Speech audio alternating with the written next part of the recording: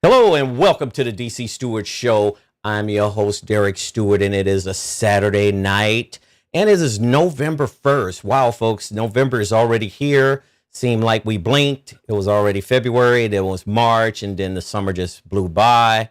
Now we're looking at November 1st. We're about 3 weeks out before Thanksgiving, but we welcome everyone aboard with us here tonight because we're going to be covering a lot of good sports topics tonight. We got a Major League Baseball game going on, which is the last game 7 of the World Series. It looks like Toronto was out in front earlier. My Dodgers are playing from behind unless they've changed because I haven't looked at it over the last 5 minutes, but I am still pulling for the Dodgers. They've fought their way all the way up to game 7.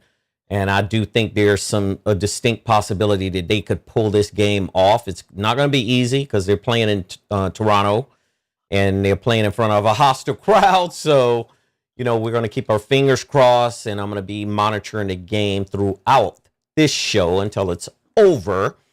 We hope everybody is in good health and good spirits today. And it's the beginning of the weekend. So fall is here. And the temperature is changing, so make sure that you take care of yourself as far as the flu and colds go, because that stuff tends to, fester up around this time of year. So just do everything you can to make sure that you protect yourself when you're out in the public or even when you're at home. I got my kinfolk Isaah here with me today, and boy, it ain't nothing like having Isaah with me on every day. The stuff that we talk about every day, unfiltered, good stuff, and we share some of that stuff with you here. And I met a lot of interesting people over the weekend, and I'm so blessed and so happy that I'm in a position that I can meet people like I'm meeting now, because I'm finding that the more I meet more people, the more I know we're all human and we're all the same. We think different in some ways, but we're all the same. We all want some of the same things in life. We might not agree upon everything, but there's room to agree to disagree. Wouldn't you say so? Absolutely. So we have to get back to those moments where if you don't agree with somebody, look, it's respectfully. You can say, look, I respectfully disagree. But we could still have a conversation, or we could still have a relationship in the family, or we can have relationships outside of our families. And that's all that matters. So I'm going to go ahead and unpack my kinfolk here, but I want you to subscribe and hit that like button. And one of the reasons I want you to do these two things is because the algorithm is just it's off the charts for us, fam. And I'm going to tell you right now, we're growing at a rate that we didn't even expect to grow. I mean, we have an international market now that's kicking down for us. And I'm getting messages and technically emails every day from people from around the world who love our show. They love what we do, and they love our genuineness and our originality on how we deliver things, because I'm not changing anything up, and I know Isaah and Najee's not changing anything up either. So just hit that like button, hit us over at Facebook, hit us over at Instagram, and we're on TikTok, and we're lighting it up over at TikTok, and we only have X amount of videos up over there. Once I load everything into TikTok, it's just going to be off to the races. So hit that like button and subscribe button on all of these social media platforms, because we're on all of them now, technically. We're streaming from YouTube, and we stream from Facebook, and we're going to be doing an exclusive stream from TikTok, and we're scheduling that in. So I'm going to unpack it, bring in my kinfolks. Isaah, he looking pretty sharp today, but he's not happy and I'm not happy either, because Miami lost another game today, the University of Miami, and we're going to go over some of the takeaways on that game, because at the end of the day, it doesn't look very promising for the University of Miami football right now to win the ACC like I predicted. So I have to, man up. I'm manning up right now. Because I predicted that they would be in the ACC championship, and they would, this would be the year that they would come through. And obviously there are some issues that Mario Cristobal is going to have to address, and the team is going to have to look within themselves to try to pull through some of this, because it's not easy. It's not easy playing college football in any program. I'm not going to put Miami down. I'm not going to put any of the players down. We just want to kind of assess and figure out where did they run into these problems with SMU today? Because SMU has got a good program. They have a good coach, and they have some superior athletes on that team. And it went in overtime, and Miami came up short. So, Isaiah, tell us a little bit about your weekend. We'll kick these topics off, and then we'll go from there. Well, my weekend started out pretty good. I mean, I enjoyed it, and it's not over yet because we still have tomorrow to watch some of the pro football games. But it started out kind of last night. I watched St. Thomas Aquinas and Chaminade Madonna over in Fort Lauderdale, and it was a really nice high school game, and they went at it, man. And of course, St. Thomas wind up pulling that game out, but the kids, man, these talented souls that's out there playing football and aspire to go and play on Saturdays in collegiate football. But bro, I love it. The fan base was super packed out there, and the alumni of both schools was out there patronizing their team, and a lot of food and gatherings of folks who just love high school football, and the atmosphere was out of the stratosphere. So yeah, I really had a good time out there, man. And then come home and relax and got ready for today. And then the Canes came up short, man. I'm so pissed off with them is unimaginable because here it is. They completely just screwed themselves today because I don't see any path forward to be in the playoffs now. I mean, they already took a leap backwards last week after being 9 and jumped to 10 even after they won the game. So it was showing that those people who categorize these polls, they wasn't favorable to the University of Miami either because how you are playing a decent game, win the game, and go backwards to 10 instead of 9. So it's just crazy. And now for them to drop a game today, I think they're done. The thing they need to do now is just finish the season strong, start getting a whole new group of good players in there next year and go from there because I don't think they're going to be able to pull it off to be in the playoffs now unless there's going to be some dramatic losing from other teams that's in that top 10 to give them an opportunity. Yeah. Well, the thing that's kind of concerning to me is it seems like every year University of Miami gets into a situation where they have to depend on other teams and other programs to kind of help them along in a way. From the perspective of, look, it's kind of like the NFL playoffs where you have the wild card and you have the playoff scenarios out of both conferences, and then you look at the divisions. And the thing about life that I've learned about anything in life is you try to do everything you can to control your own destiny. You have to control your own destiny. You got it. Because if you don't control your own destiny, you're going to be at the whims of other people or other groups or other teams. And we don't want to put ourselves into scenarios and situations like that. It is your responsibility and determination to make sure you win. If you're playing football or any sport for that matter, you win out. You don't worry about other teams. You worry about each game, each week, and then you play from that point on to try to reach your goals and, trying to get to the playoffs or get to the conference championship. And right now they've lost two conference games, man. I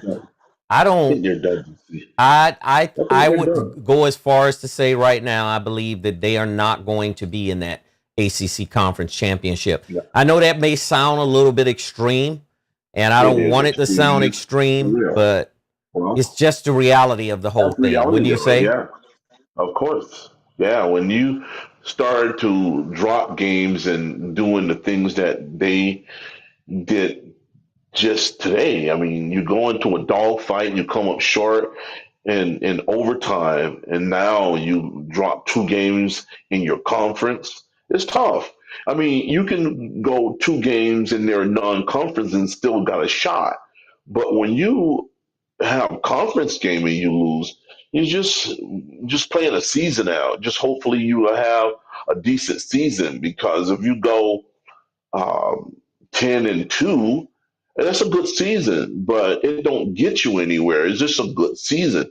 So that's not the goal. I mean, it surely shouldn't never be the goal of any player to just have a good season, because the championship is the ultimate goal every player should aspire to obtain, when you're playing football. So they just, I mean, it's really disheartening to me, because I see the level of talent that they have on this team.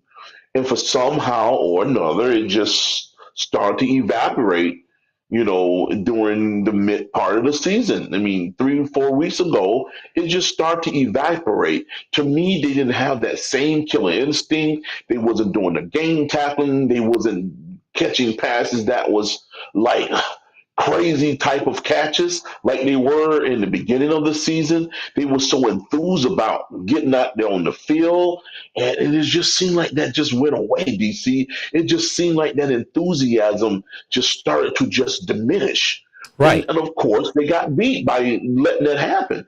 So I don't know how they rekindle that same energy to go for the last portion of this season.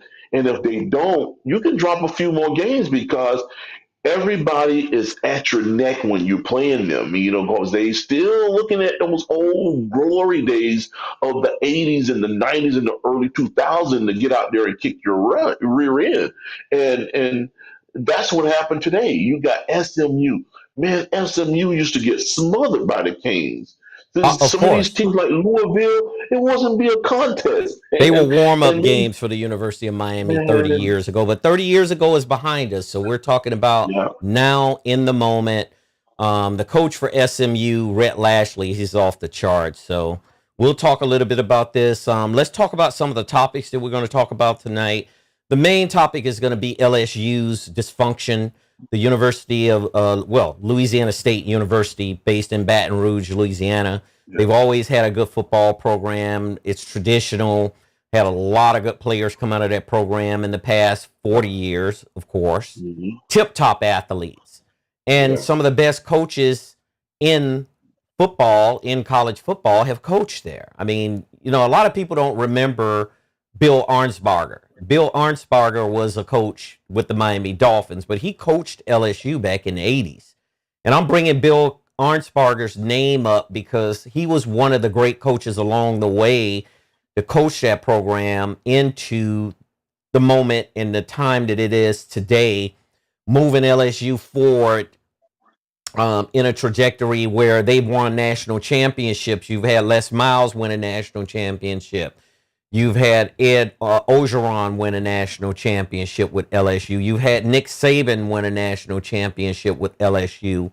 And LSU will continue to be a great program. However, it seems as though there's a lot of dysfunction within that program right now that we're going to be talking about during this show, that we're going to bring out what we think is needed for LSU to try to get back on track, because they did fire their coach a couple weeks ago, Brian Kelly, and that kind of built up a whole cloud of smoke where there's a lot of stuff that's got involved in that in terms of people who got involved in it. So we'll be talking a little bit about that. On the other topic notes, we're going to be talking about Chris Grier being fired from the Miami Dolphins. I said all along, and I said a long time ago, Chris Grier should have been gone. It's long overdue. Chris Grier is a good general manager. I have nothing against him personally. I just think that he ran out of shelf life at Miami. Maybe he can get another opportunity to be a general manager somewhere else, and he might get a fresh start. Who knows? We don't know that. But I do know that I think what happened with Miami, some of his draft decisions came back to bite them in some of the trades and some of the, stuff that happened within, transaction within that organization. He had to be responsible for it because he was a general manager. And that's all I know about that. Travis Hunter was injured. At least it was allegedly a knee injury. We're going to try to dig into that and get into that a little bit.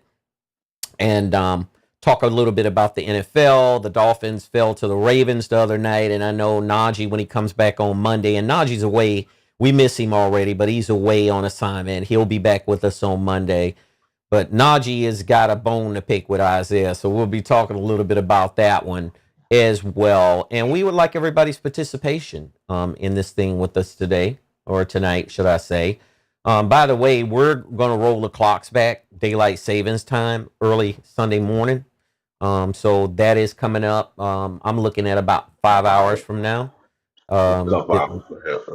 Something like that. Eastern, yeah. Eastern is a couple hours away. Eastern is a couple of hours away. So just get ready for that.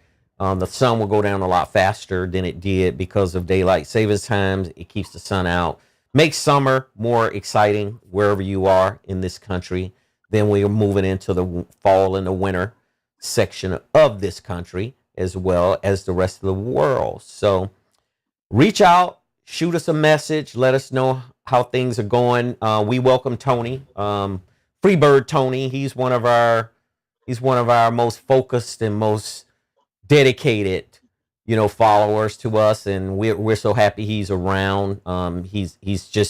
He brings us along the way, and he sent me a list of things yesterday that Miami needed to do to win this game. Obviously, Miami didn't kind of carry out some of those things, and they came up short today.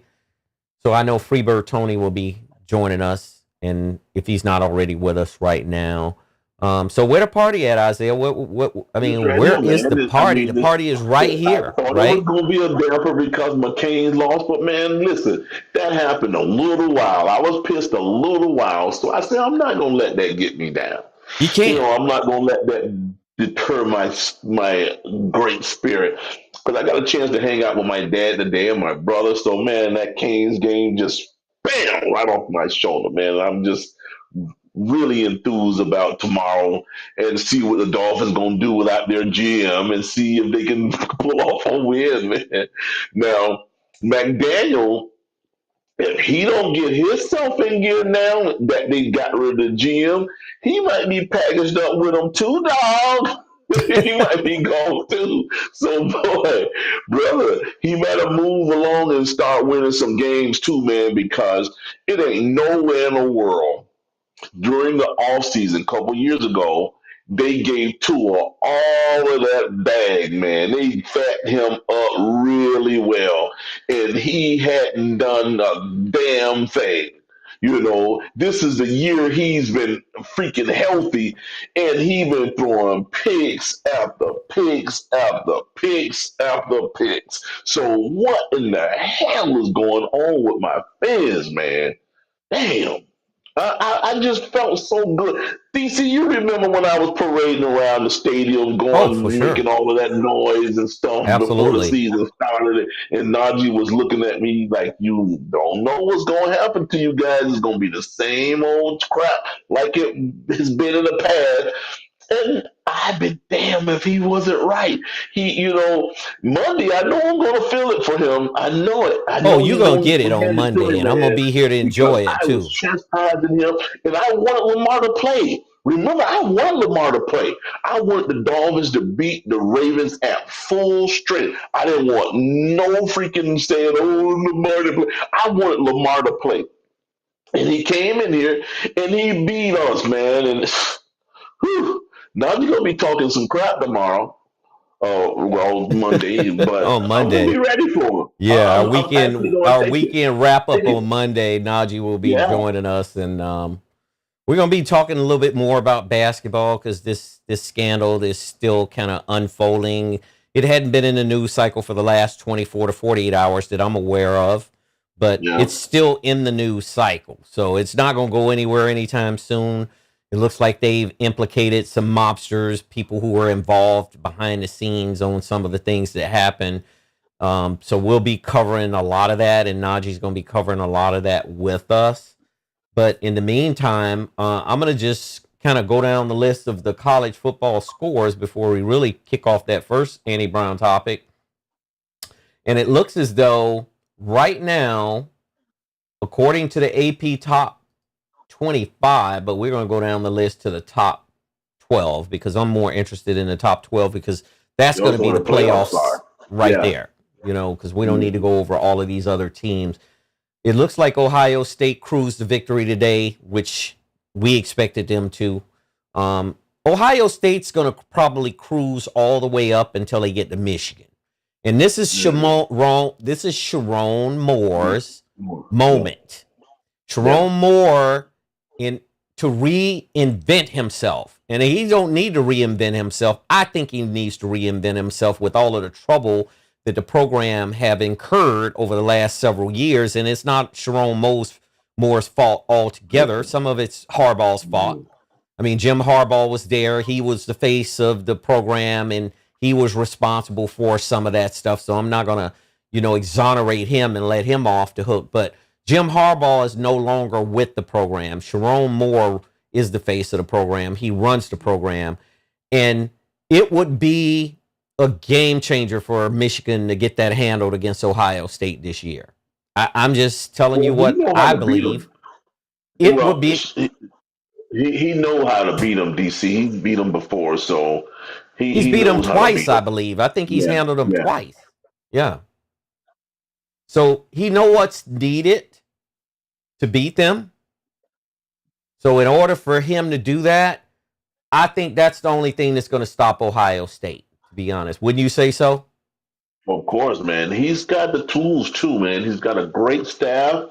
He's got a good football team over there too. So, and they're well coached. So I could see that being a really good game. And I'm actually pulling for him, man, because he's brand new as a head coach, and then he's did that as an interim when Harbaugh was in trouble. So he's taken this program to at least where they wanted to go so far. So I'm rooting for him. I am too. Not any disrespect or slight to Ryan Day, because what Ryan Day has done at Ohio State is just into the stratosphere with how he's shaped that program into just a constant champion every year in a year. And he ran into his problems too with winning a couple of years, and there was some people talking under their breath about maybe he might not should be there. And then he got that program back on track. And Jeremiah Smith is one of the biggest reasons why. I'm going to give Jeremiah Smith a lot of props. This young man who came out of Miami, and he played in Miami, and he could have went anywhere he wanted to go, but he chose to go to Ohio State, and he is a dynamic receiver. I mean, he's just a step above the rest, in my opinion, when it comes to talent. It's a lot of good receivers in college football, but it just seemed like Jeremiah Smith stands out. And Ryan Day needs to, make the best of it right now, because Jeremiah Smith more likely is going to be gone. I would even say this upcoming year, unless something drastic happens, he's going to be going to the NFL. But his younger brother's already been signed by Ohio State. So with that said, the younger Smith will come in and more likely take up the slack that his brother left behind if Jeremiah Smith decides to declare and go to the NFL, which is very possible. So this game is going to be at Michigan, and they're going to be playing it in the big house. So Ohio State's going to have to come up in there and assert themselves in a way where if they don't, they're going to get it. They're going to get it handed to them, I think, this year. So let's go down the list to that next team, and that's Indiana. Indiana won handily today over Maryland. It looks like Texas A&M, they're still 8-0, so they're sitting at 3. Alabama's sitting at 4, and I want to say Alabama didn't play today. I want to say that they're on a bye week, but they're 7-1. I didn't see them play today. Did you see them play today? I did not. I did not see them play today. I don't think they're on the scoreboard, because I'm currently looking at the scoreboard on ESPN, and I don't see any Alabama score on there. But they're still ranked up really high. And it looks like Georgia falls right up under Alabama. So Georgia kind of, today they were going back and forth, swinging back and forth with Florida, but they finally got out in front of Florida, and they held their own, and they won that game. So they're 6-1. Oregon is 7-1. Mississippi seemed to struggle a little bit today with South Carolina, but it looks like they're in control of that right now. It's 30-14. Yeah, they're 7-1 as well, right? And they're 7-1 as well. Mississippi has a really solid chance, and we'll talk a little bit about the coach Lane Kiffin. He's the hottest coach. Mhm. He's the hottest name Yeah, out there right right now now he is. with the Yeah, NFL and college. So we'll break some of that down because Lane worked hard to get where he is now. I remember when Lane Kiffin was coaching the Raiders. Al Davis, the owner, was on his last leg. He was about to send his wishes off, and Lane Kiffin was coaching that team, and I knew he had a lot of talent. His father, Monty Kiffin, was the defensive coordinator for the Tampa Bay Buccaneers for quite some time, and the Dallas Cowboys as well. Monty coached in the league for 40 years. So Lane come from that pedigree. He comes from a good coaching pedigree, you know. And it looks like Georgia Tech fell one down on the poll. However, they're still 8-0. Or excuse me, yeah, they're still 8-0. Georgia Tech ended up, well, I'll recant that. They're losing right now. Georgia Tech is losing to NC State. So there's a distinct possibility Georgia Tech might end up losing a game, which is a conference game, by the way. So it's 41-30, and it is currently in the fourth quarter with 8:17 left for that one. yeah. Vanderbilt is just they're kind of a Cinderella, but I'm not going to call them a Cinderella. Vanderbilt is built to win now. The star quarterback, Diego Pavia, he's a stud in my book.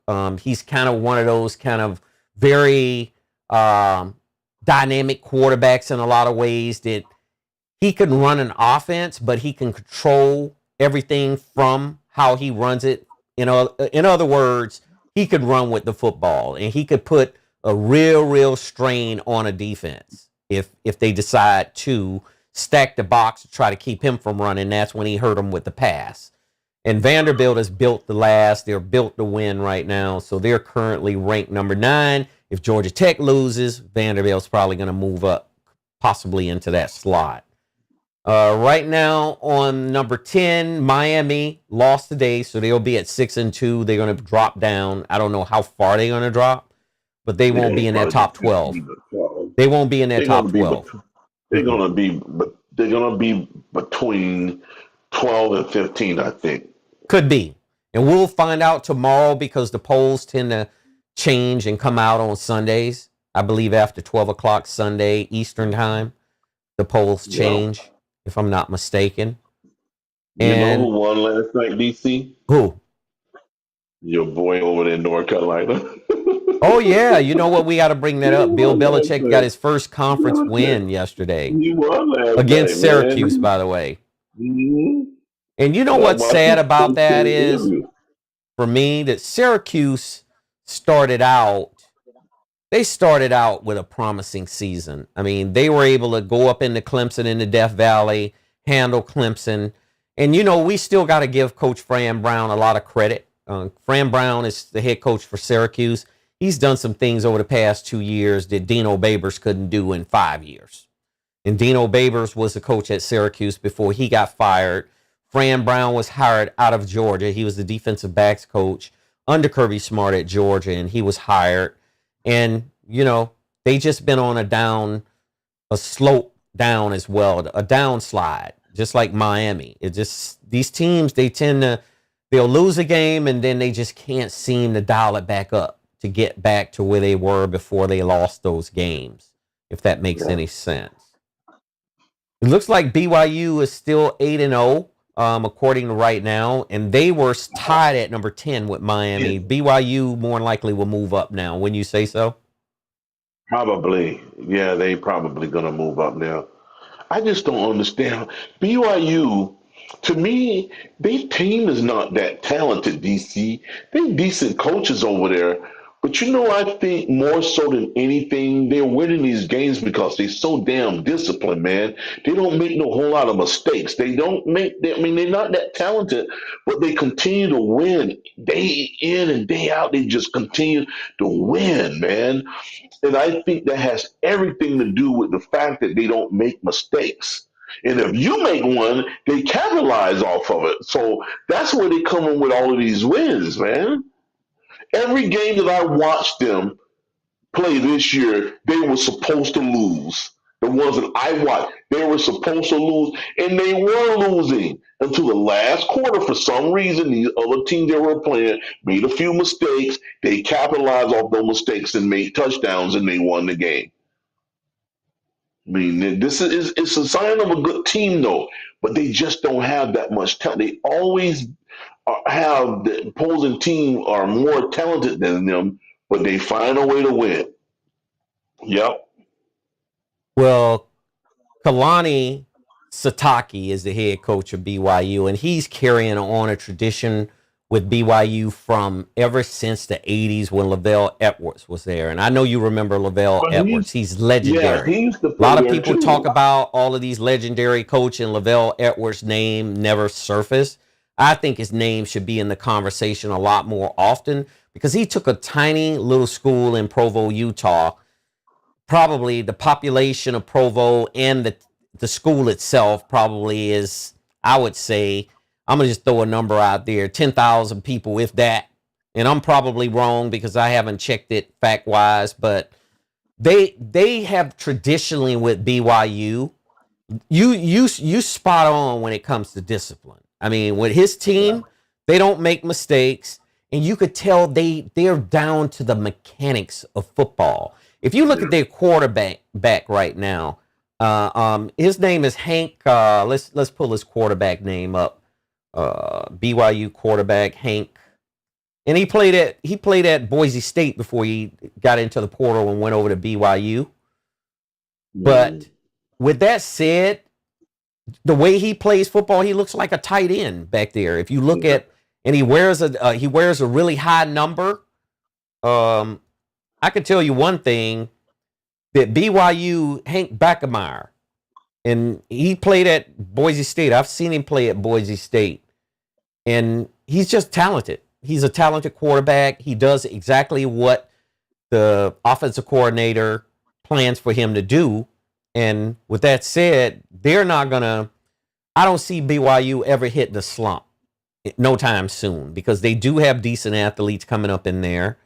Their recruiting is a whole lot different from other schools, of course, because you have to dedicate your life to the Mormon faith when you do join that school. So the recruiting is a little bit different, but respectfully speaking of that football program and the whole school in itself, they're a very talented school in other sports. Basketball, their basketball team, men's basketball, solid. Their women's volleyball team, solid. BYU is a very talented program with all of their sports. And they're just going to continue to compete. Yeah. So I think they're going to move up. They will, and I think they will get in the playoffs and get beat in the first round, though. Well, you gotta look at who they're going to be playing. Yeah, and if they pair them up against these Power 5 schools, sure, they're going to get it handed to them, of course. That's exactly what's going to happen. That's what's going to happen. Yeah. So BYU is sitting at 10. They're going to move up. Notre Dame is sitting at 12 at 5-2. And we said 3 weeks ago, if Notre Dame runs the table before the end of the season, guess what? They're going to be right there knocking on that door to get into that 12-team rotation. And you got to give a lot of credit to Marcus Freeman. And Marcus Freeman's name has been floating around for vacant coaching jobs, and we'll get into that a little bit later as well. Who's at 11? Who's at number 11? Number 11, it doesn't have a number 11 on here. So if you look at it, the way they got it lined up on AP, BYU is currently sitting at number 11, and Miami was sitting at 10. But they do have both teams ranked at 10, according to what I'm looking at now. So Miami made that easy for them to put them at 10, and they Miami. Oh, I tell you, yeah, it's just I don't know, man. Well, it's gonna be all right because they just gonna have to go back to the drawing board and regroup and try to make and they still can salvage this season. So don't count them out. I'm not counting them out. Well, I'm going to tell you right now, you're not losing no 2 conference games. Well, conference-wise, sure. It's going to be very difficult. They're going to have help. They'll have to have Louisville drop 2. They'll have to have Georgia Tech drop a couple. And SMU, of course, because if you look at SMU right now, SMU, and I don't even see them right now on the board for AP Top 20, but I'm wondering why, because SMU should be right up there amongst the talented and amongst the teams within that top 25 rotation right now. Louisville is 6-1. Virginia is 7-1. And Tony Elliott, congrats. Tony Elliott, the coach for Virginia, he coached under Dabo Swinney as the offensive coordinator. That brother has got that program back on track. University of Virginia in Charlottesville. It's a great program. He's got it back on track. Oklahoma is dropped to 18th. It looked like they dropped down 5, and they're currently in. Did they win today? They're in a dogfight right now, I believe, with Tennessee, but Oklahoma right now is winning. It's got Oklahoma 23, Tennessee 17, but it's just the third quarter. So they're playing what's going at on UT. With Texas, DC? What happened with Texas today? They look like I've seen some pieces of that game. They barely slid by Vanderbilt. I mean, it was a 34-31 win for Texas. And I would have to look at some of the highlights. It looked like Diego Pavia had 365 yards, 27 out of 38 for 365 yards and 3 TDs. And it looks like Wisner Eli was playing in this game. And let's look at the box score real quick so I can get some numbers here to see how these quarterbacks compare it up to each other. But it was a closer game than most people expected for Texas, but Vanderbilt is just that type of team right now. Actually, I said Eli Manning, but Arch Manning is what I'm talking about, the player I'm talking about. 25 out of 33 for 328 and 3 TDs. He had a 93.2 QBR, so it looked like he had a solid game today.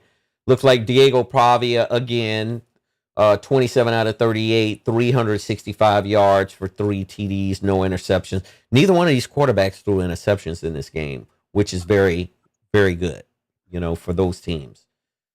And we'll see how Texas looks as well, because that SEC is just beating up on one another. And once they beat up on one another, it's just going to be 2 teams that have to come down to the SEC championship game, which they play in Atlanta every year. And I believe Georgia's coming from the East. I don't think, unless something drastic happens, and Georgia and Tennessee, because Tennessee is solid as a rock as well. But Georgia, I see Kirby having Georgia in that championship game representing the East. Now, the West is tricky, because if you got to look at Texas A&M, they're undefeated. And then you got to look at Ole Miss with Lane Kiffin as the coach. They're 7-1.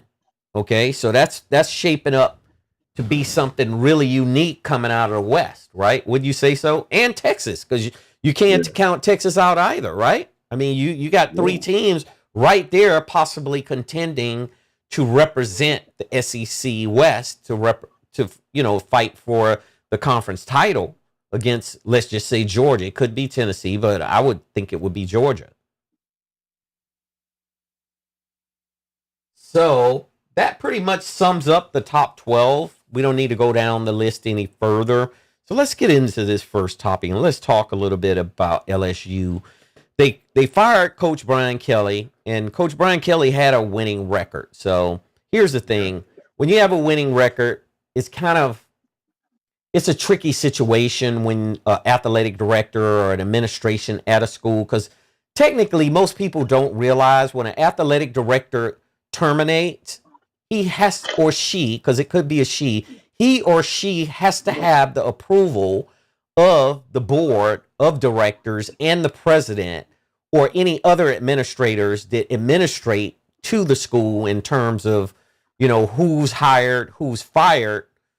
He has to get clearance to do that. He don't just go out on his own and just say, look, I'm going to fire this guy and not alert, the powers to be that he's going to do it. Wouldn't you say so? Yeah, absolutely. They can't just pull that hammer on them like that, but they did. And, we always talk about winning is everything.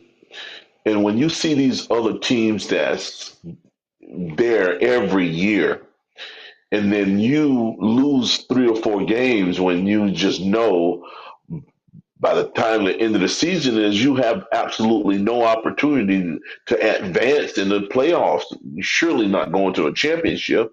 So they started to gather themselves and say, okay, we need to get rid of this guy and bring somebody in. They don't even think about what they're on the hook for. They on the hook for all these millions of dollars, man, but they overlook all the fact that I got to pay this guy millions of dollars for this contract that we wrote for him, and been thinking this is going to be a great, tenure with this guy is going to be there for 10 years, or 7 years, or 8 years, or, 5 years. And this thing don't pan out. So you left holding the bag for this guy where you owe him millions of dollars, and now he's got to clean off his plate, bring in new people while his contract is still has to be fulfilled. So they in a pretty tough position when you fire a head coach, man, because who's to say that next head coach is going to come in there and turn it around? So sometimes these guys rush to judgment. I think they did at Penn State. They rushed to judgment to get rid of James Franklin. I'm just eager to see these replacements, DC. There's a lot of folks out there, but that's not to say they're going to come in there and turn those programs around. Sometimes these guys may just have a bad season. I remember Bobby Bowden when he was coaching. He had a few bad seasons here and there, but then really didn't give him, he turned around and win a national championship the next couple of years after having bad seasons. So I don't know why these people are just so impatient now, where they just willing to just say, forget it, get rid of this damn guy, and we'll bring somebody else in.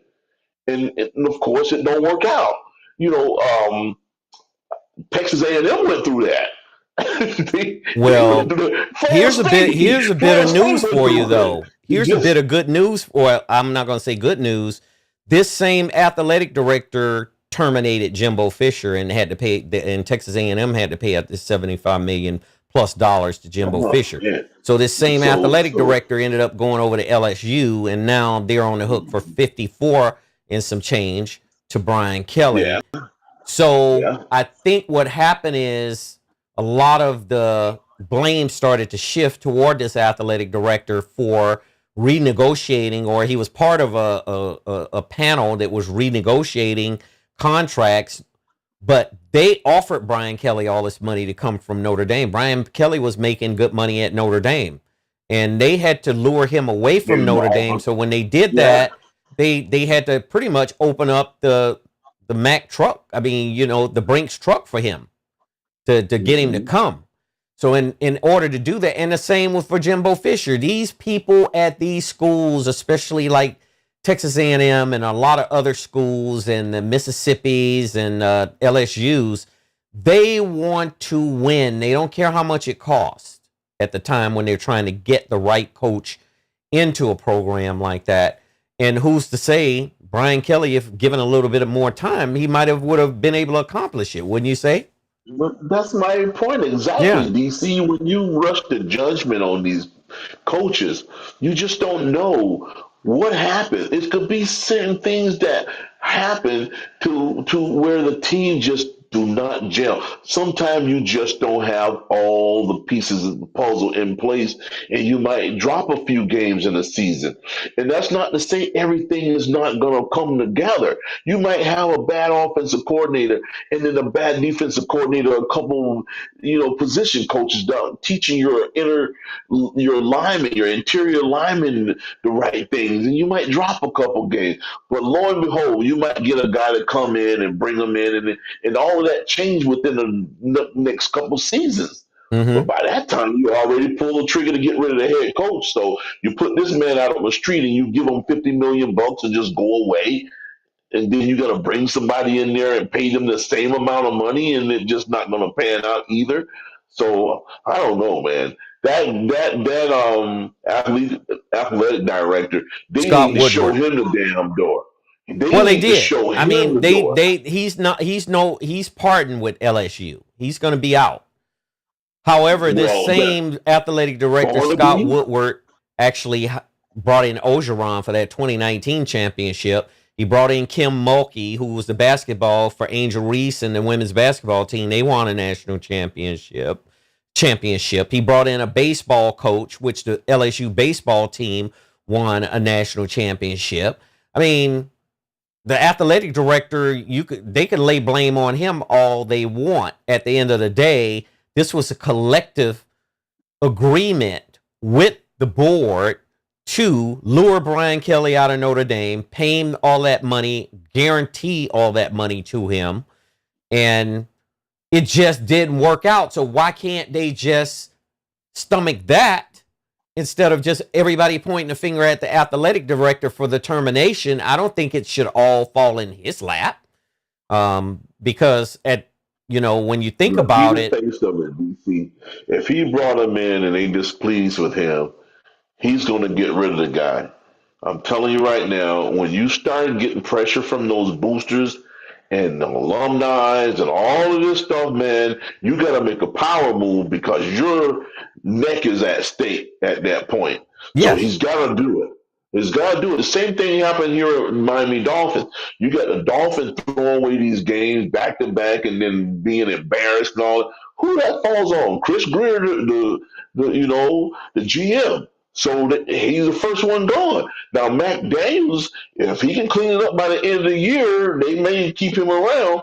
But if he don't, he's going to probably be gone too, along with Tua. You just don't know how severe and how deep this thing lies, because it's going to be some drastic changing, because the losing is not where it's at all. No, man. Nobody wants to be associated with a loser or any losing team. Nobody wants to be. I mean, there is no patience or tolerance for losing at any rate, at any level. There's no patience for that. So here's the thing again. A lot of these state schools, and I'm just going to talk about the SEC because it's a Southern Conference, the Southeastern Conference, of course. A lot of these are state schools, and some of those state schools have fired coaches in the past, and we didn't see this kind of brush up where, the athletic director is getting turned on by people in political power and stuff like that. They need saying, to where they need them. Well, here's the thing. Let me finish out. Let me finish what I was saying. When you have an establishment and there is collective agreement to either hire or fire, the athletic director does not do that on his own strength. He has to have approval from, if not one person, 2, 3, 4, 5, it could even be more, right? Yeah, a whole entire board, yeah. Yes. So why is all of the blame being shifted on this athletic director? That's what I'm saying, because he's out. He's gone. Yeah, and what I suspect... Go ahead. He's the face of it, and that's why he's taking the brunt of it. That's just without saying. It's without saying. Whenever you think that you're responsible for folks, and then everything lies at your foot. So you got to make sure you make things in order, because if you don't, that's going to be you. They're going to blame you for it. So all those board members going to get on his back and ride him like a stallion, and then he's got to go out there and fix it. And if he don't fix it, they're going to congregate, get together, and make him pull the trigger on that head coach. That's just the way it works. And then they'll be looking for somebody else and telling them, okay, we'll gather this money up and we'll go get somebody else, and they'll pony the money up to get them. That's how this whole thing works, man. Well, it sounds a little hypocritical to me because Lane Kiffin's name has surfaced at multiple programs. And if Lane Kiffin were to show interest in LSU, I would promise you they will be willing to open up Fort Knox for Lane Kiffin. The same thing that they did from Brian Kelly. And there's no guarantee Lane can go in there and turn that program. Lane is doing it. He's turned multiple programs. However, he didn't turn USC. Lane Kiffin did not turn USC when he got to USC, when he started coaching Southern Cal. Lane Kiffin got fired from Southern Cal. And as a matter of fact, when the team got back to the airport in Los Angeles, He was told he could not even board the team bus to ride back to the school. Get a cab, get Uber, or get whatever you need to get. You're not getting on this bus to go back to the school. So there's no perfection in any of it. You just take the risk based on a talent level that Lane has, because Lane is one of the hottest coaches in college football right now, of course, DC, right? Yeah, DC, yeah, you're absolutely right about that. But you talking about, was that his first head coaching job, DC? Was that his first? Because remember something now, Lane Kiffin was a jitterbug back then. He was a young buck. He wasn't that skilled as being a head coach.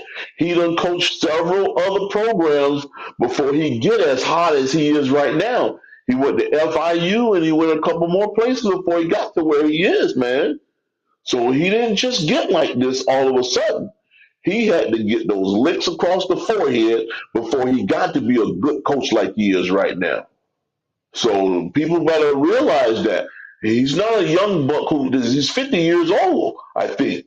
So he's been out around the mulberry bush a while. Look at it. Isn't he 50 or something like that? I'm pulling it. Yeah, he's 50. You spot on. He's 50 years old. DC, he's been coaching under Nick Saban all of those years. So he was getting groomed to be the way he is right now. All of this stuff didn't just come by overnight. He ain't just get hot overnight, my point that I'm trying to make a point is, if Lane Kiffin were to show interest in LSU, they would hire him without a doubt. Oh, they will. They will. But, however, it's going to come with a very hefty price tag. Yeah. And his contract would probably even be more than the one was offered to Kelly, and more guarantees in his contract in case it doesn't work out. So they just step on themselves and hypocritically when they talk about hiring coaches, because at the end of the day, there's no guarantee any coach can come in and turn a program around. I mean, it's always a chance it could. And some coaches are better than others. Nick Saban, everywhere he went, he turned it around, of course, instantly. But how many Nick Sabans do you have? I mean, how many Nick Saban have you had in the past? Not very many, right? There's not any more like that, DC. And I'm going to tell you right now, that Nick Saban philosophy of coaching is gone. Those days are gone long by. Sure. Because I'm going to tell you right now, with this new portal, why you think Nick Saban jumped ship and got out of there? It's not because he doesn't want to coach anymore. The tide had turned on him with this portal, where people not staying there for 4 years anymore.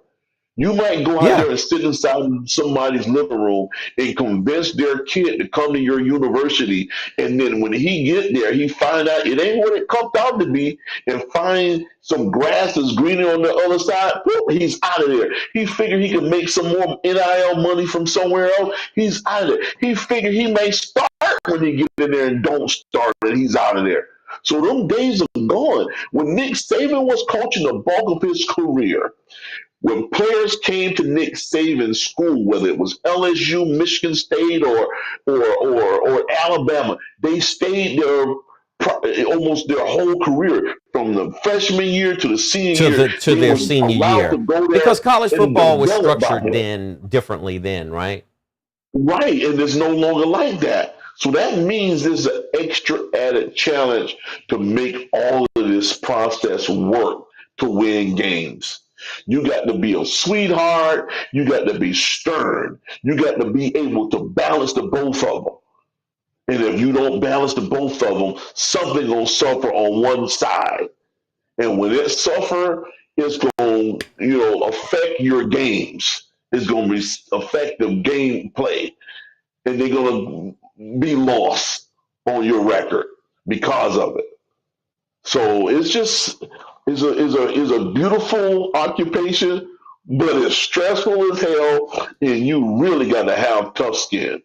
Absolutely. Yeah. So here's some options that I was reading earlier today that LSU possibly, according to a contract attorney who kind of looked over everything based on Brian Kelly's terms with his contract, it says here LSU possibly could have several options before writing a $54 million check. One option allows the university to split the total buyout into equal monthly payments rather than paying it all at once. So the buyout is payable over the life of his contract in monthly installments. So he will receive monthly installments of $800,000 a month until his contract will pay out in 2031. However, there's a chance he will not receive the entire $54 million from LSU. His contract includes a clause that requires him to actively seek another football-related job. And if hired elsewhere, LSU would only be responsible for paying the difference between his new salary and what remains in his buyout. It is entirely possible and probable that the university will pay out significantly less, because I don't think it says the lawyer says he don't think Brian Kelly will wait to be unemployed for 6 years before he gets another coaching job. Let me give a bit of advice to Brian Kelly. Go ahead and take those 6 years off, and take those 6 years off. You make sure you take those 6 years off, and when you do, go up in the booth and talk for 6 years in college football. Go on College Game Day and join Coach Saban and the College Game Day crew for 6 years and collect you $54 million. And then on the date that it expires in 2031, actively seek another head coaching job. Does that make sense to you, Isaiah? Yeah, portions of it is, DC, but if he's out for 6 years, he'll be a blue tag by then. He shouldn't be looking for no damn other job. So you got to understand, he's about 64 years old, somewhere in that neighborhood. And if he's 64 years old and he wait for 6 years, he's going to be 70, which is a blue tag. And he have absolutely no reason to be out there running up and down there coaching anybody. He should be trying to play with his damn grandkids. So I would take that money and just relax instead of looking for a job at 70 years old. Well, that's what I think he'll be. Let's compare it to Jimbo Fisher's contract. Jimbo Fisher was fired November 2023. Jimbo Fisher's not coaching anywhere right now. I mean, that's a couple of years ago, right? How old is he? Jimbo Fisher is younger than him, too. I guarantee you that. He's not 64. Jimbo Fisher might be around Jimbo 60. Fisher is 59. See? So, yeah. That's what I'm telling you. That's what I'm telling you. Yeah, but man, getting back to this whole firing and this whole, this flare up with LSU, because what really is showing that the school just don't really want, they don't have the stomach to pay $54 million out to him. Unlike some other schools don't care. They feel like getting pimped out, DC. That's what it's all about. Because I couldn't believe they fired Ed Orgeron when they fired him. LSU have a tendency of just they just don't have the patience for any type of losing. I mean, Ed Orgeron last year, what did he lose? 3 games and they got rid of him? Something like that. And that's what I'm telling you. 3 games. I just think they rushed the judgment too fast on some of these guys, man. You're talking about a guy who just won you a national championship 2 years prior, and next thing you know, he's out the door. They put that man out the door. And now he's walking around South Beach with his shirt off looking for a jet. I don't think, and this is my assertion of it, I don't think it had a lot to do with his own field performance as far as his record went. I just think, and this is what I've gathered from media outlets that I've read, that Ed Orgeron had lost control of that program. So that was some of it. It might not have been all of it, but these were the allegations that he had lost control with the players and, oversight. If that's a good word for you, oversight. He had lost control. Now, there is rumors and allegations that Brian Kelly was kind of indifferent to a lot of things within that LSU culture as well.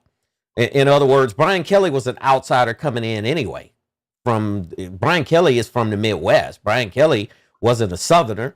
Not that it mattered. However, Brian Kelly kind of never possibly fit into that whole dynamic of the culture of LSU, and that began to show.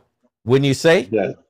That's bull. That's bull, man. Well, About to make me freaking go off. That's so damn stupid to say that because you gave this guy all that money and lured him from somewhere else, and then figure out, oh, he's not fit for us and he's not with our culture. That's dumb as hell, man. I okay, mean, now you so got to pay the guy. okay, so let me rephrase it to you like this. Whenever you have a program and you bring someone in and they're not promoted within the program up, like for example, a lot of programs promote from within. They'll promote a coach Of who's course they already do. been with the Same program. thing, right? That's Some the same thing programs happened over bring at in Notre coaches Dame. from the outside. So That's it's a what happened at difference Notre there, Dame. right? Yes, it Because is. there But was you got to rumors understand. that some of the players didn't even want to come back there who had played there because of Brian Kelly. This was allegations that some of the players who played there in the past, who was used to coming back to the school, did not want to come back there because of that. So it wasn't as stupid as you trying to make it sound. If you got It a culture is. of people and they're part of a culture and they don't want to be a part of that culture anymore because you got a person inside of the program that they might not agree with or they might not get along with, that does make sense to me. I'm just telling you from my perspective. Let me show you something. Okay, DC, we speak about this all the time. Hmm. Remember when Dion went over to Colorado? Right. You know how many people got the hell out of there? Just These were think players, now. though. He gave an ultimatum and a He he damn right he gave an ultimatum because he was well, telling them if they wasn't going to go through the rigorous practice and all this stuff and those things that they were doing, the past was going to change and it's going to be different. It's the same thing you're saying. Don't you go there and contradict but yourself because I'm not talking about player. I'm not talking about people within the Colorado organization. There was nobody there that Dion, when he came in, that he had to get rid of, other than the fact that some players transferred out. The ones who wanted to stay stayed. So so in other you words, trying to I'm say just some of telling the you what the people. media outlets said about Brian Kelly and people who were part of that LSU program when Orgeron was there, who did not want to come back around because there was allegations that there was indifference, that Brian Kelly didn't care about a lot of stuff that went on within that LSU program that other people cared about. That's all I'm repeating. I don't shoot the messenger. I'm just the messenger. Well, do you know if that stuff true? Because you be reading off all of this garbage and it could be AI. And it not necessarily true, man. That Well, ain't necessarily meaning that's true, nothing man. is necessarily true because all of it's coming out as rumors sometimes, and sometimes people do. They have insiders telling them that information, but they're not going to give up the person who told them that information. They have Dude, people the within a bottom line program is or an NFL organization or any professional organization that there's people in there giving out this information to people who are part of the news media. That's all that's about. So I'm just covering that. That's all I was saying. It could be well, AI. It might not be. It could be. I don't know. But I'm just telling they you made the what decision to get rid of Brian Kelly, DC, and that's the bottom line. And all exactly. those guys congregated to get rid of this guy. Now they don't understand how they gonna get somebody to replace him, and they caught holding the bag for him, and they don't want to pay the man his money. That's what it's all Well, you about right spot now. on with that. That is true. That's why I'm speaking directly to Brian Kelly now. Take the 6 years off, make him pay out the $54 million because I don't. At the end of the day, a contract is a contract. The terms are terms. If you owe him 54 million, don't give him Pay the man his 53 and some money. change. You're gonna give him the 54 because that's what you owe him per the terms of the contract. And Yeah. if they're banking on him getting hired somewhere and that's up to him and it's within his own power, I would just say sit still for 6 years because I wouldn't go nowhere and get hired for 6 years. So anyway, let's move on to this next topic and let's talk a little bit about what's really going on with the University of Miami, man. I mean, You think about the DC. performance today and the performance against Louisville, and if you pair these two performances together, it's just that they've been set back within 3 weeks, technically. Well, they had 4 weeks because they had a couple of buys. They had 2 buys this year. So within a span of a month, they've just been completely reversed into some of the things that they were going through last year. Do you think it's coaching? Do you think it's The combination of so many things, it's a DC. combination of a lot of different things, right? Yeah. hmm So let me show you something, and this is the reason why I love Nick Saban, man, and I refer to him so much. Nick Saban was a guy who was really stern, and he had this aura about him and this drive about him to make sure that we don't have all of these distractions interfere with our gameplay. Mm-hmm. And that's what I think happened with the University of Miami. I think they got big headed. I think they act like they were better than what they really were. Mm-hmm. And they just lost focus. That's it in a nutshell. That's it in Okay. a nutshell. Okay. Because they were on track to be the number one team in the nation and just lost it, DC. Remember how I was acting like a freaking cheerleader at the beginning of the season because I was seeing all of those things that they did during those championship years. They were downfield blocking. They was catching the balls like ballerinas with all kind of freaking backspins and stuff. They were game tackling. They was protecting the quarterback. They was coming back if the quarterback got in trouble, picking off blocks and then staying home. And they wasn't over pursuing tackles. Okay. All of that stuff left them, man. Every last portion of that left. You know, it just I just couldn't understand. It didn't even look like the same team. They don't even look like the same team. Mm-hmm. I would see if they had multiple injury with some of the key players, and then they of course dropped a game or so. But they don't have anybody injured, man. They got the same product on the field that they started out with, and the intensity and the pride all has left. Dude, Mm-hmm. they was busting the ass in the beginning of the season. It wasn't just one guy hitting you. There was multiple, boom, boom, boom, like that. They was bringing the wood. Okay. All of a sudden, it just fell off, man. I haven't seen it. When the last time you see one of those beautiful long runs? You haven't I seen those haven't long seen it in runs a while, because, but their right, offensive because line is still effective. However, when they were blowing teams off the ball these first 4 games that they started out, they were completely just wiping teams out. Defensive yes, lines when it came to the running game. Carson hmm Beck looked extremely good in the first 4 games because he he was looked like a he was in a superstar, clean man. pocket. I mean, he constantly stood in a clean pocket and he could pick his receivers, he could pick his check downs. But with Louisville threw kind of like a curveball at him where they were showing looks that basically kind of like the NFL does.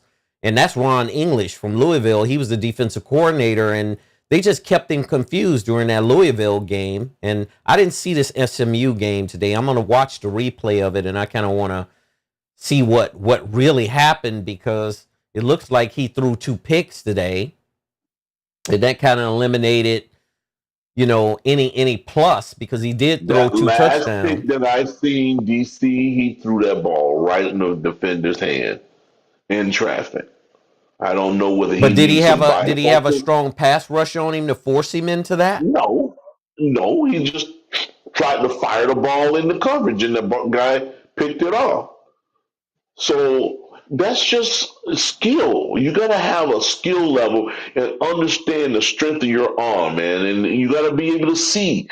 You got to Mm-hmm. be able to read these defenses, man. And when he released that ball, he that defender already had an opportunity to get it. He just stepped right in front of the receiver and grabbed the ball. Mm-hmm. So this is the type of stuff that you won't make it to the NFL doing no crap like that.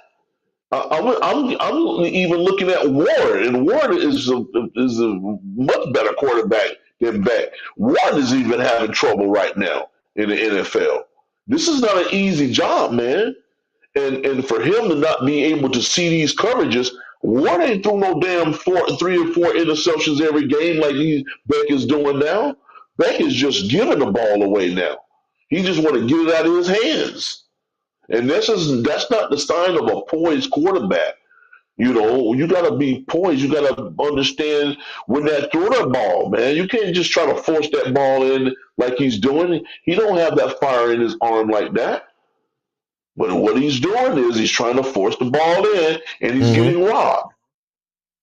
So I just, man, these guys got to bring that wood again. They got to start game tackling and running up under the ball like they was doing in the first part of the season. They're gonna drop a couple more, man. I mean, I don't have that faith in them like I had before. You and a bunch of other people, I still have faith in them, but the thing is are they going to continue down this road where they're playing at their current performance, where they're underachieving, or are they going to pick it up and say, you know what, this is the end of all of this nonsense, and we're getting ready to get back to where we were in the first part of the season, and we're getting ready to start punishing teams on both sides of the ball, or are they just going to fall right back into that same, Miami way of every year of possibly either missing the playoffs or possibly not being able to get into the conference championship game. And Mario Cristobal is still a damn good coach. I'm not going to, throw any aspersions on him, cast any aspersions on him or anything.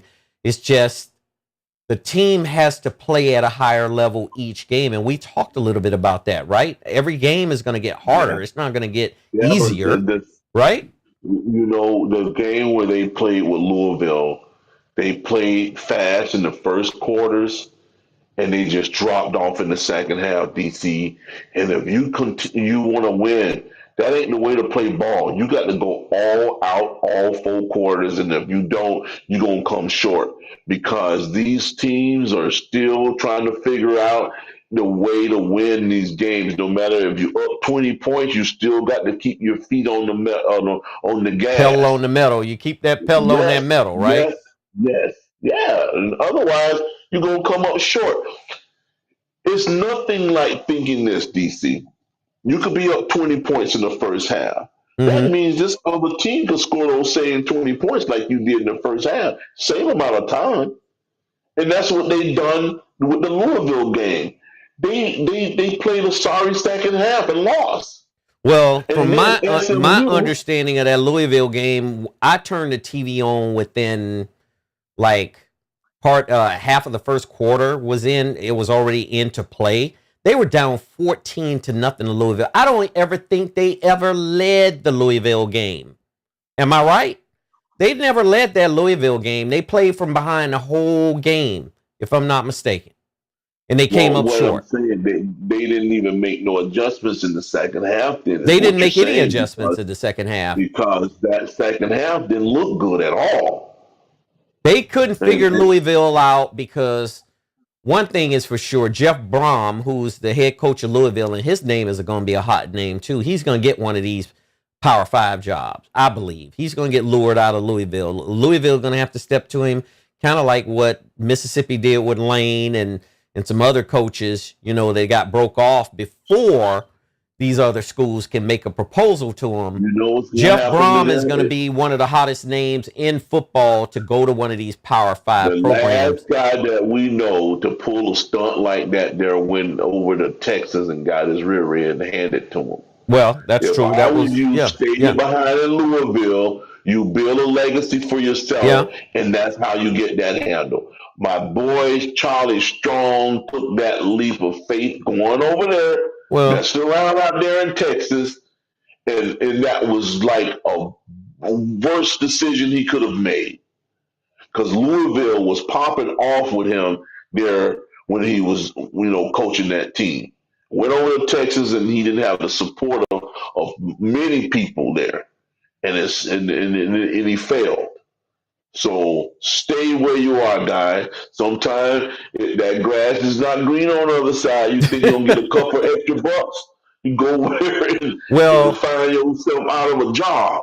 let me run this a little bit by you by what Charlie Strong's situation was at Texas. Charlie Strong signed a contract with the University of Texas in January 2014, a 5-year deal worth over $25 million with a $5 million salary in his first year and an annual $100,000 raise.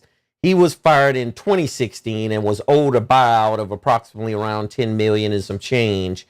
Charlie Strong left Louisville because of a $25 million deal that Louisville didn't match. They weren't interested in paying him that kind of money in Louisville. Would you have done the same thing Charlie Strong would have done, or you would have just stayed and built the legacy? Does that make sense? You build your legacy, but you make less, but you can go to Texas and make $25 million and get fired in 2 years and then get $10 million out of that. No, I think man. I'll take the Charlie Strong route. How about that? Yeah, I'll let you stay at Louisville. You could go stay at Louisville and build your legacy, and Louisville will pay you a couple $1 million a year for the next 10 years or however many years. Louisville would have been paying him right around the same amount of money he left with if he would have stayed there, because this is the going rate now. That money that they paid Charlie Strong is pocket change all the way around. Well, now it is, but then it wasn't. That money back then for Charlie Strong, those dollar signs, they added up and they made sense. Dollars make sense. So I'm going to just tell you right now, it's worth it. Would, to me, now I'll say for Charlie Strong's sake, it was worth him going there and getting fired in 2 years and still walking away with the bag. He still walked away with the bag, even though he don't have a job with Texas, right? No. Okay, well, we agree to disagree on that one. How about that? Disagree on this. Yeah, we disagree. Sir. Yes, sir. So let's close this Miami thing out by saying Miami's schedule is going to be against Syracuse. Syracuse is not doing very well, but Syracuse is going to be like a wounded animal when they come up into Miami next week, November 8th, Saturday. They play Syracuse. Then the very next week after that, they play NC State at home. So they're going to get 2 straight home games. NC State right now, I believe, is still winning against, let me see who they were playing earlier, because I had it pulled up here and now it's out of my vision. Most of those games gonna be in Hard Rock, so I gotta go down there and talk to the guys, man. I gotta talk to Carousel. Gotta get. Well, NC State just beat Georgia Tech.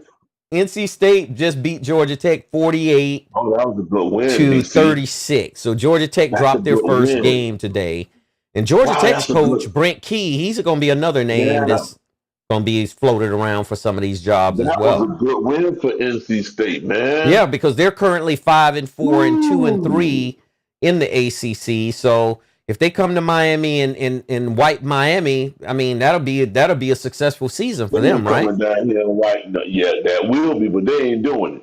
I'm going down there to talk to Chris Ball probably Monday or Tuesday, because man, there is no way. I'm getting with the playmaking and all them guys, man. We got to have a conversation, brother. Straight. Yeah. You might want to talk to playmaker and Uncle Luke on Monday. Uncle Luke was pretty upset with it, too. Uncle Luke says, I tried to tell him to go ahead and get Lane Kiffin. I tried to tell him, but they didn't listen. Right now. They did not listen. Luke hot right now, man. Luke said he ain't listen to me because I ain't grew up on Southwest 8th Street. That's true. Luke hot, man. Luke is hot under the collar, man. Yeah. Yep. So right now, they just got to concentrate on the rest of the season and not get too enamored with who else is winning and losing. They got to think just think inside of the box and say, look, we got to win out every game from here, and 6-2 right now. If we can win out, it's still a distinct, small possibility they could work their way in if they went out and everything else falls in line. All of the dots line up, right? Yeah. So let's go to this next topic. And now let's shift over to the NFL a little bit because we have been talking about college and we'll revert back at some point. It looks like Chris Grier got fired the other day. And we talked about Chris Grier month after month after month. Chris Grier, he had a good relationship with Stephen Ross, but at the end of the day, it ain't about a good relationship. It's about results. We always talk about results. And the Miami Dolphins is having one of their worst seasons that I could remember, losing this many games, of course.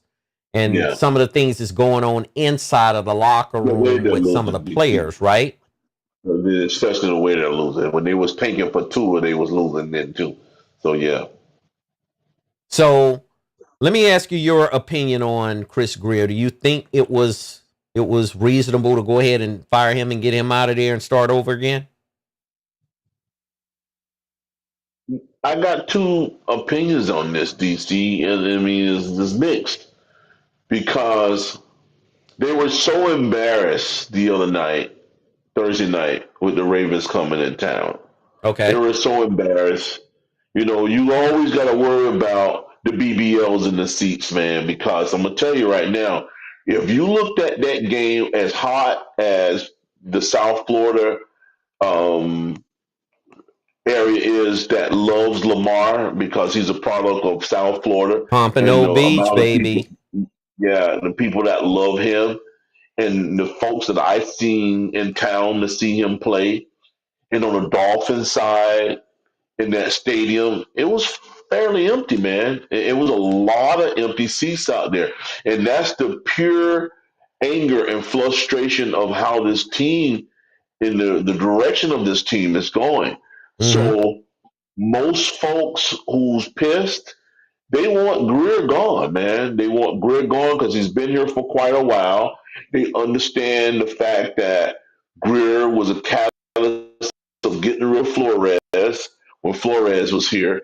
They thought that Flores had the team going in a great direction, but then he didn't like Tua, and they wanted Tua to come in here and prosper, and he did not at first. And it's just so many other trades that he made that didn't pan out. He let some of our best defensive players leave out of here, and then he waited and gave Tua all the money that he can find to give him. And now this year, Tua has thrown like more interceptions than he did in the past. He's healthy this year, but he's not being productive. And then we fool around and lose Tyreek. So that was one of his weapons. And the team is just going south instead of going north. And that has to fall on somebody. Now, if you think he should have had the rest of the year to do it, probably because they didn't get rid of McDaniels too. Mm-hmm. So why get rid of the GM? You know, unless it was somebody. And I was like just getting ready to ask you that. Do you think McDaniel should have survived and stayed, and Chris Grier get fired? Well, Chris Grier is the one brought him in. They probably pissed off with McDaniels too, but then they probably looked at who was going to be the interim head coach, and they didn't really like him, so they probably just decided to just go along with McDaniels for the rest of the year. But the situation as a whole is really, really ugly, man. And I think that they need to sit down and find out what's going to go forward, because I like McDaniels a lot, man. I really do. I think he's a smart guy, but I don't think he's cut out to be a head coach, man, for some reason. And the reason I feel like that is he's too damn nice. I mean, he's a soft-spoken guy. He looked like this groovy-ass, heavy metal-looking guy who's just want to get a drink. You know, he just want to spend a freaking Saturday night with his leg kicked up with with a scotch in his damn hand instead of freaking calling plays, man. And he's too soft and kind-hearted to these players. And Right. then when you all twist that all in one, and you look at him, his body stature looked like a kid. He looked like he's a between 14 and 16-year-old, just got his damn driver's license. Little bitty thing. And those players, 6'6", 6'7", 300 change, they don't respect him, man. They really don't respect him. So that's the thing in a nutshell. And he don't put his foot down when they do something dumb. When these guys drop passes, when they're late for practice or games and stuff like that, you don't hear anything said. And then Tua freaking dry snitched on all of them. So it goes to show you things not going right in that locker room. So that's the reason why all of this stuff is happening to the Dolphins.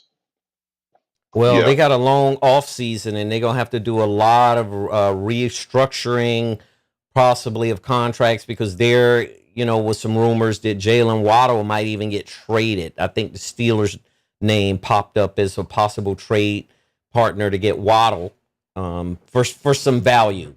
Because Miami's gonna have to have some value.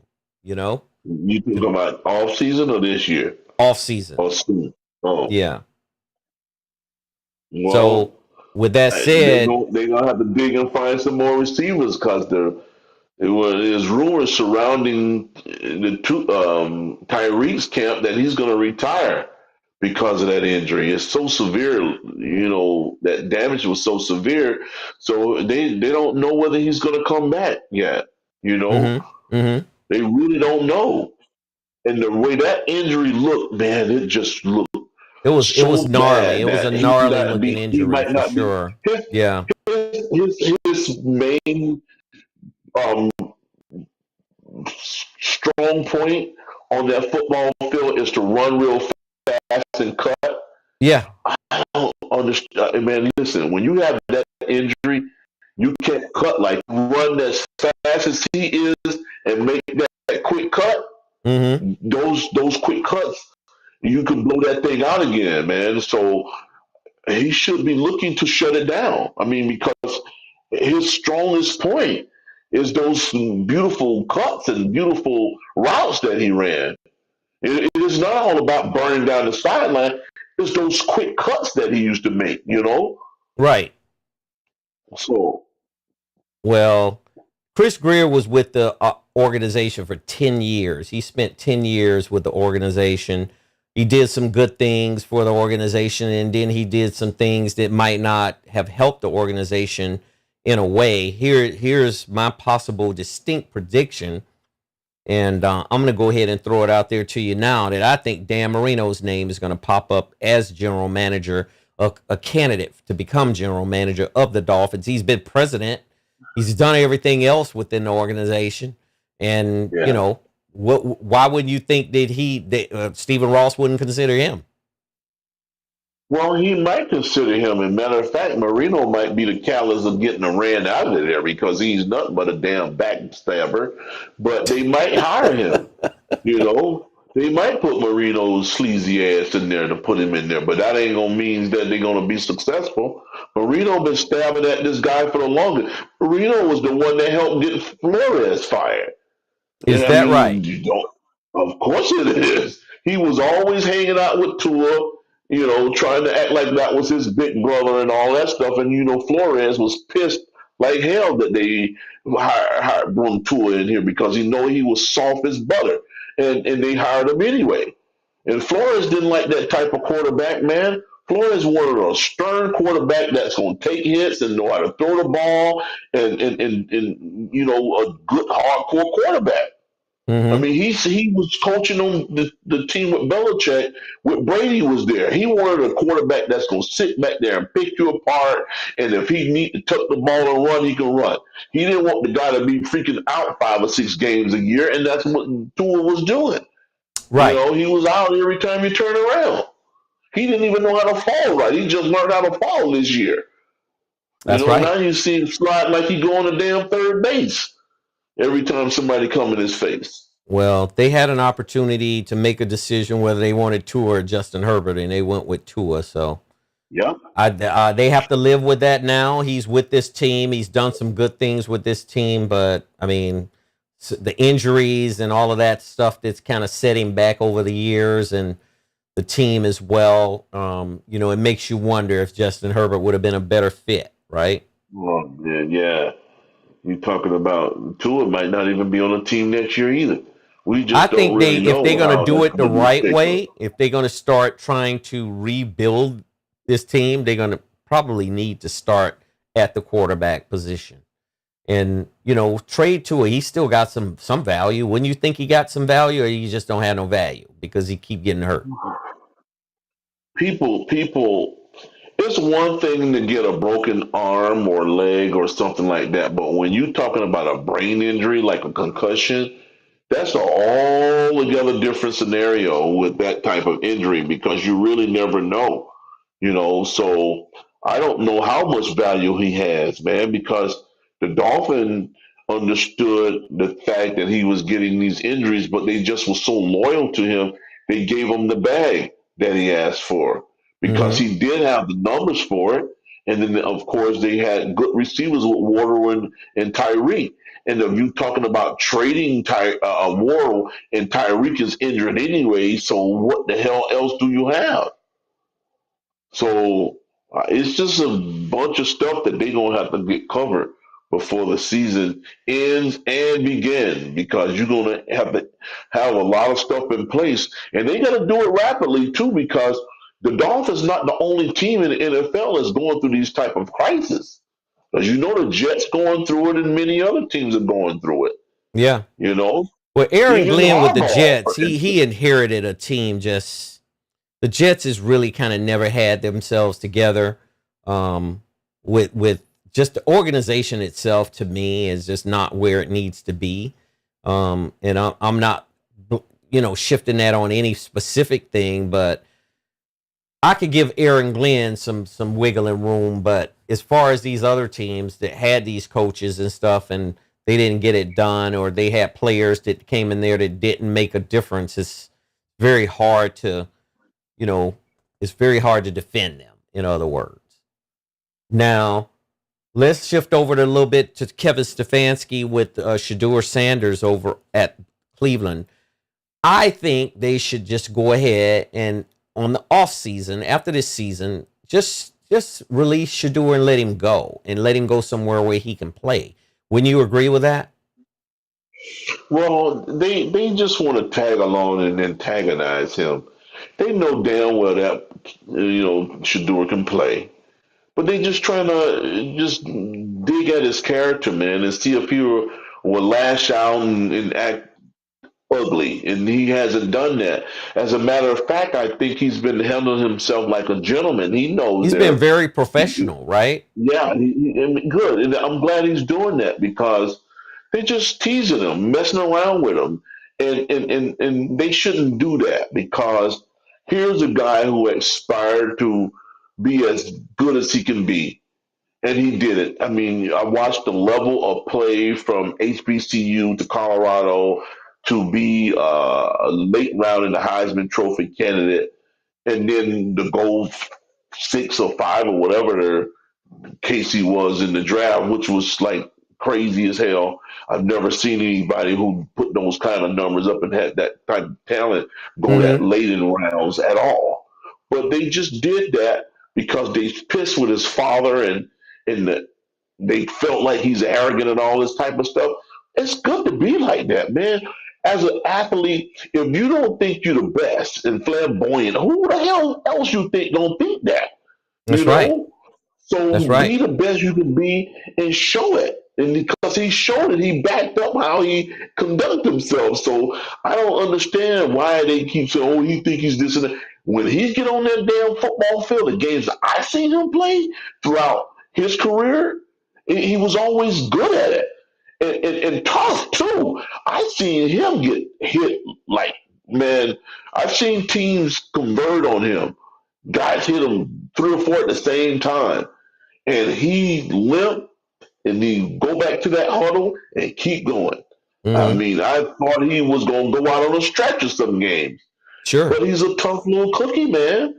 And he's proven that he can play at the NFL level. So I think they need to just leave the guy alone and let him do his thing.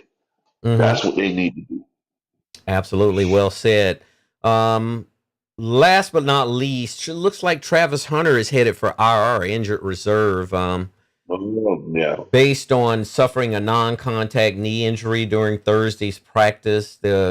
He's still undergoing tests on his knee, but early reports saying it's serious. Now, I remember the last time when Teddy Bridgewater had a non-contact injury when he was the Minnesota Vikings starting quarterback, yeah, yeah, and they said Teddy Bridgewater was on the brink of losing his leg.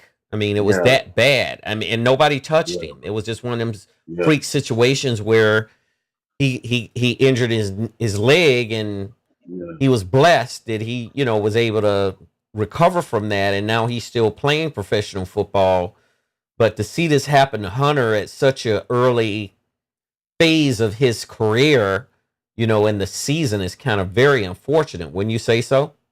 Yeah, absolutely, man. And I feel for him, man, because he's such a good kid. He's trying to do the best he can and to express his talent and show his talent, and people talked about him and tried to bring this personal thing into play, talk about his family and all that type of stuff, man. I mean, you know how I felt about that, DC. I just want this guy to go out there and have fun because football is the ultimate sport to me. It It's no is. other.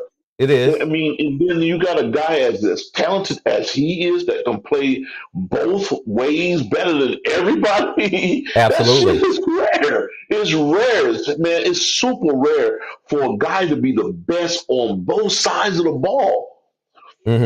And for him to sustain an injury like that, man, as hard as he goes, I'm saying as hard as he played, hopefully this thing can get healed Right. because he's going all out on defense and all out on offense. So when you got a guy who's don't give it their best and give it their all, sometimes they can heal faster because they're not doing what they're supposed to do. But a guy like Travis Hunter, who's giving you all of his soul and his body and his mind to this game, to get injured, and it's got to be devastating for him because Absolutely. he loved this game so much, man, and you could tell that because he's willing to sacrifice himself playing Mm-hmm. defense when that offense is good enough. That's right. That's Yeah, true.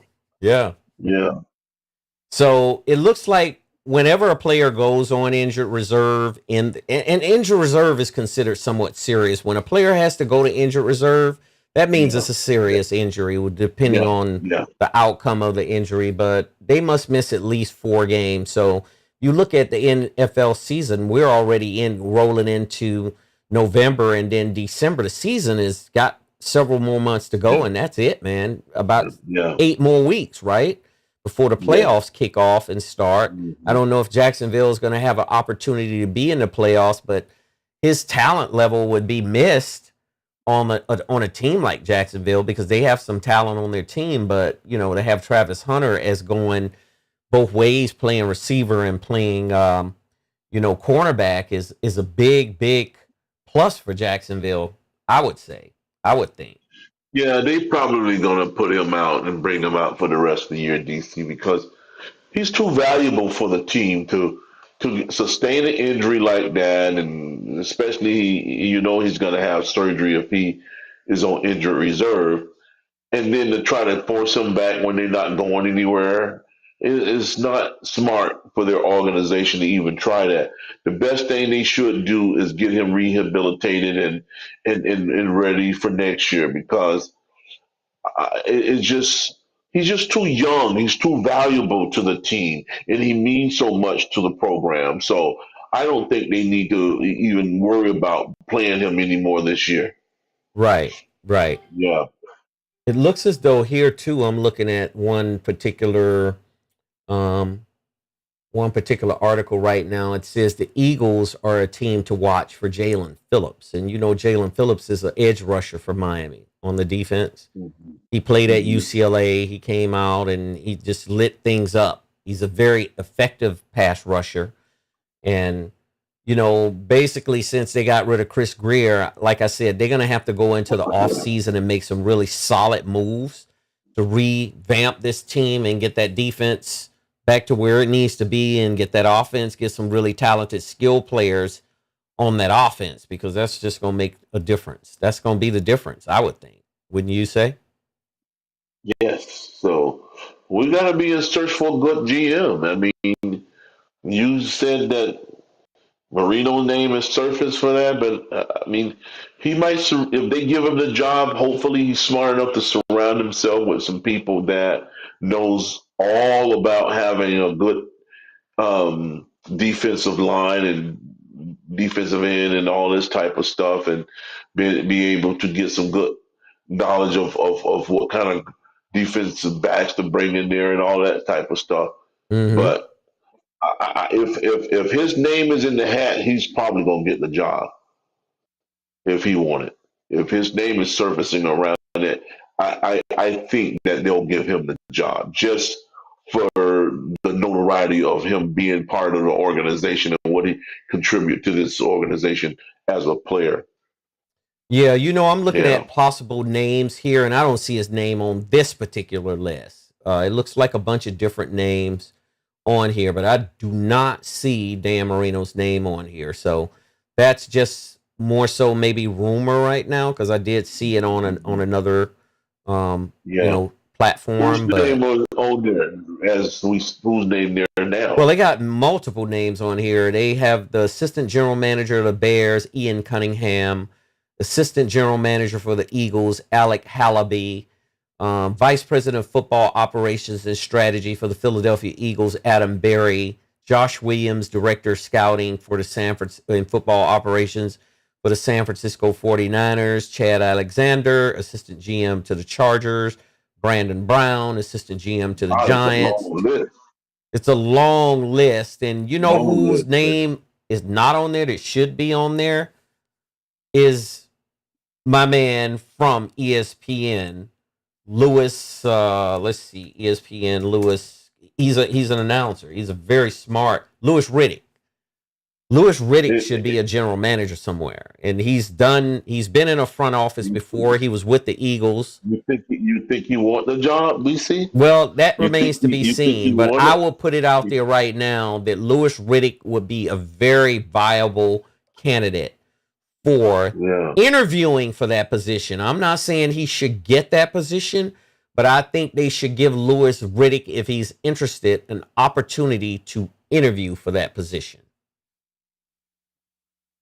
Yeah. So, anyway, we'll close it out tonight, and we had a beautiful show. We had a really fun time talking about some of the things that was going on at the college level and at the pro level. We're going to be back on Monday to do a weekend recap, so we would like everybody to join us on a Monday. By the way, my Dodgers, the Los Angeles Dodgers, have tied the Toronto Blue Jays. They're playing into an extra inning right now. The score is 4-4, and I'm banking on the Dodgers to pull this thing off and bring back another championship to the city of Los Angeles, because it's very important. We need something good to come to the city, like in terms of a championship, because it'll help lift up everybody that lives here, because championships matter no matter what. Right now they have Yamamoto, Yoshinobu Yamamoto, star pitcher out that they got from Japan. He's pitching. He's 2-0 against the Blue Jays. They haven't been able to do much on him. So 10th inning, 1 out, 4-4 score. Let's go Dodgers. Go Dodgers, baby. Monday morning, if the Dodgers win tonight, I'm going to wear my Dodgers gear on Monday morning. How about that? Do it. Absolutely. Absolutely. Do it during the show Monday when we recap with Najee. Absolutely. By all means. Express yourself, man. Absolutely. Yeah. So make sure you hit that like button and subscribe to us. my kinfolk here, me and Isaiah, and my kinfolk Najee, he'll be back with us on Monday. We're having so much fun. Boy, y'all done let us find something that we enjoy doing, and man, we done got used to it now. So just get used to seeing us quite often, because we gonna be doing this thing for a while, and for years to come, from my perspective of it. You got anything to close us out with tonight, Isaiah? No, man, it's a normal thing for me to tell our folks to continue to watch us and enjoy the content and the entertainment and all this stuff, man, and watch these sports. There's so much foolishness and things happening around the world, but sports will bring you back to level head type of ordeal. So yeah, and love on each other, man. Do it. It's important. So I want to ask you to get involved with these football games tomorrow, so you'll be in tune to what we're talking about on Monday. We'll be linking back up with Najee. I know he's going to drill me because his Ravens came in town Thursday and beat my Dolphins. I know he's going to be talking some For crap sure. out of this For sure. world, man. I'll tell him And to I'm take gonna it be a little ready bit for him. easy on you, though. I'll tell I Najee will to take be it ready easy. for him, man. I'm gonna just tell ready Najee, for go him. easy on him, man. Just he needs some tender love and affection. Yeah, I never use the middle finger at nobody, but man, I'm really thinking about it. Oh, There you man. go. But yeah, he gonna have some really harsh talk for me. But other than that, you guys, thanks so much for patronizing our business and telling your friends, like I asked you, and your family and your co-workers and all that stuff that we enjoy all of this stuff, and have a pleasant rest of the week. Absolutely. And one last thing, what does the term BBL stand for? If you would willing to share that with us. Butt lift is a Brazilian butt lift. When you go to Brazil, you get enhancement. Okay. Yeah, That's very a lot of folks creative, doing the that. way you say BBLs into the seats for people Yeah, going from to Brazil. sporting events, Yeah, right? yeah. When All I right. say BBL, I mean Brazilian butt lift. We need to have a lot of them in the Dolphins seats, man. Bring them in there because that's what we need to fill up the stadium. Yeah.